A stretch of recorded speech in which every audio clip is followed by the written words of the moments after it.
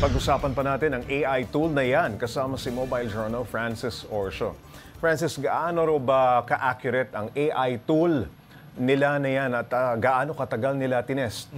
Pops J, yung ginamit daw kasi nilang machine learning models dito na yung tinatawag nating multi-layer perceptrons at generative adversarial network. Itong machine learning na to, ito daw yung standard na ginagamit sa field ng finance. So yun yung naging basis nila para bumuo ng isang AI tool. At yung mismong research naman ay sinimulan pa last year. So more than a year na yung pag-aaral nila doon at yung mismong development ng artificial intelligence. Kaya masusi nila itong pinag-aralan. Kaya masasabi At nila so far accurate naman yung mga predictions. Pops J.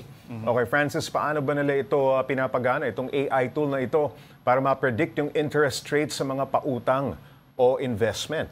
Pops J, doon sa kanilang AI tool, i-input lang kasi yung mga datasets na may kinalaman sa ekonomiya ng ating bansa na makukuha lang din mismo sa iba't ibang ahensya ng gobyerno. Halimbawa, ang NEDA, ang Philippine Statistics Authority at ang Bangko Sentral ng Pilipinas. Tapos yung mga datos na yan, halimbawa, yung may kinalaman nga sa ating inflation, yung pagtaas ng mga pangunahing produkto kabilang na yung langis. Tapos yung lagay at sitwasyon din ng ekonomiya sa ibang bansa. So yung mga data na yun, Pops J, kayang i-interpret yun ng AI tool at sa pamamagitan nun, mafo-forecast nila gaano kaya kalaki yung mga magiging interest rate natin sa mga susunod na 3 buwan, 6 na buwan, or hanggang sa 1 taon. At yun yung magiging basehan din ng mga ating mga policy makers or ng mga negosyo para makapag-decide sila sa pagdating doon nga sa pag-create ng mga polisiya. No? Yes, Pops J. Okay, Francis, plano ba itong ipagamit sa ating gobyerno? O saan nakasentro ang kanilang pag-aaral? Doon ba sa mga planong magnegosyo at umutang? Yes, Pops J. Actually, yun talaga yung goal nila na yung mismong technology